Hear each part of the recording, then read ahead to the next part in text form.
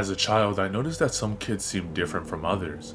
Some were taller, some were shorter, some were stronger, others weaker, a few were smarter, a couple were dumber.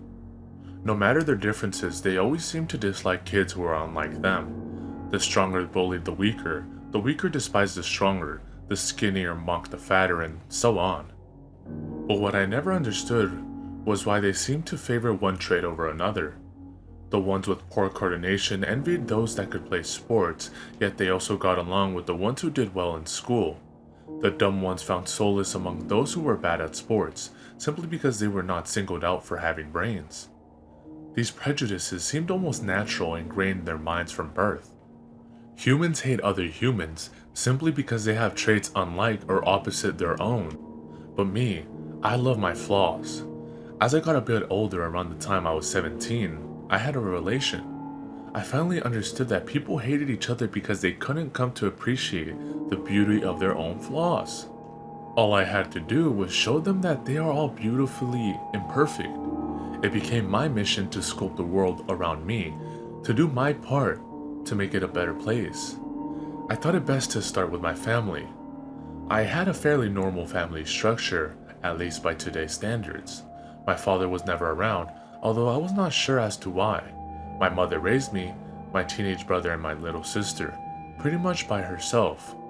I helped her when I was old enough. My brother was only a year younger than me, so he was in that phase where he didn't like any involvement with the family whatsoever. I was understanding about that.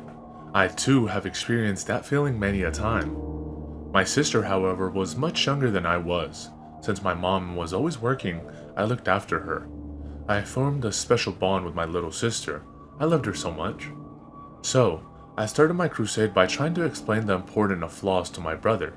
He blew me off, as I suspected he would. When I talked to my mother, she was exhausted, barely even able to make it to her bed. I didn't think my sister would comprehend what I was saying, since she was so young. That's when I decided I needed to teach them by force. I went into my mom's room at about 3 in the morning. I figured she had 4 hours of sleep. She'd probably understand me now, right? I took a piece of glass and cut her exposed shoulder up to her neckline. This woke her up in an alarm. As she thrashed about, the glass escaped my grip. Things seem hazy when I try to look back, but she stopped thrashing, so I know she must have understood. I remember returning to her bedside to get the glass back, but it must have shattered or something because all I could find was a corner of it stuck in my mom's throat. Glass is not uncommon, so I thought to myself, since she seemed to want it so much, I'll let her keep it.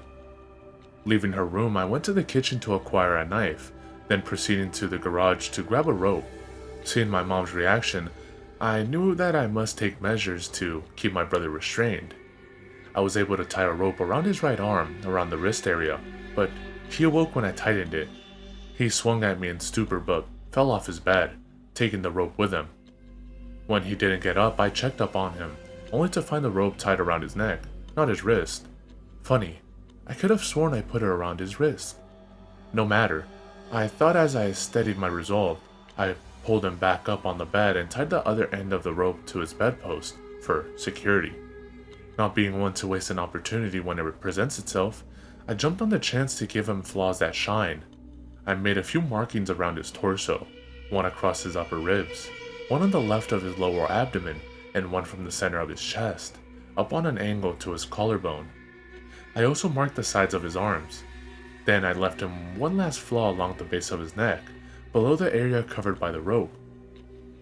Perfect, I thought to myself. Perhaps my mom and my brother could bond over the flaws I just gave them. But I can't leave out my sister, of course. I went into her room, but was surprised to find her awake, sitting on her bed. What was all that noise? She asked. It was just me helping Mom and our brother become closer, I replied. She responded with, How so?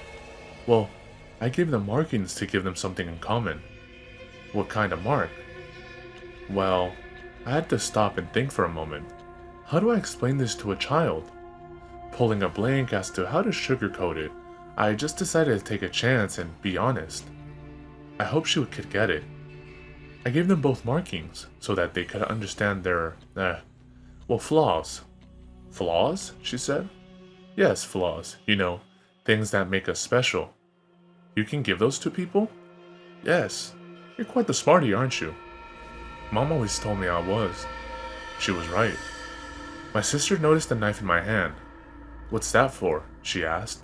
I smiled and replied, I used this to give our brother special flaws. She was much smarter than I thought she was. Perhaps she could understand all after all. Can I try to give special flaws? Her eagerness to learn and explore made me smile. Of course you can, I said, as I handed her the knife. How do I do it? It's easy. Just press the silver end onto the skin and pull. Can I try it on you? This was a perfect moment for me. The one person who understood was the one person I cared for the most. Of course you can, I told her. I was really getting caught up in the moment. She first pressed into my shoulder and pulled. I barely felt a thing. I was too ecstatic to notice any pain. See, I said, you just gave me a special flaw. At that moment, I was so proud of her. She asked to give me another, so I allowed her to. She pressed the blade against my back and pulled. I felt almost nothing. I loved my sister dearly. I was happy I could show her the beauty of flaws. Can I make one more, please? I couldn't say no to someone so adorable and close to me. Yes, you can make me special. She put the blade to the left side of my throat and pulled it back. I didn't feel a thing that time. After that, things got a bit blurry. I felt very tired. I was having trouble staying awake. I just had to lie down for a moment. I looked up at my sister and smiled. Things became faded and dark. Looking back, I still don't understand my logic on why I did what I did. I guess it was just one of my flaws.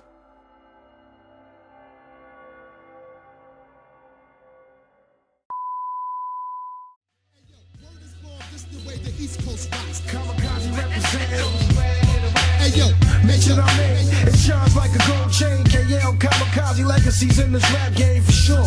Playing bombs in your local record stores with big Northern poppers. Niggas can't stop us. Revoke the version. Niggas need rehearsing. Front on this clip, nigga, you'll be a missing person. To my niggas in the hood, this is how it's going down. Got shorties from out of town that love to hear the sound. KL, easy to spell with a deep definition. Flooding competition, every line is a different mission. Remix the kick.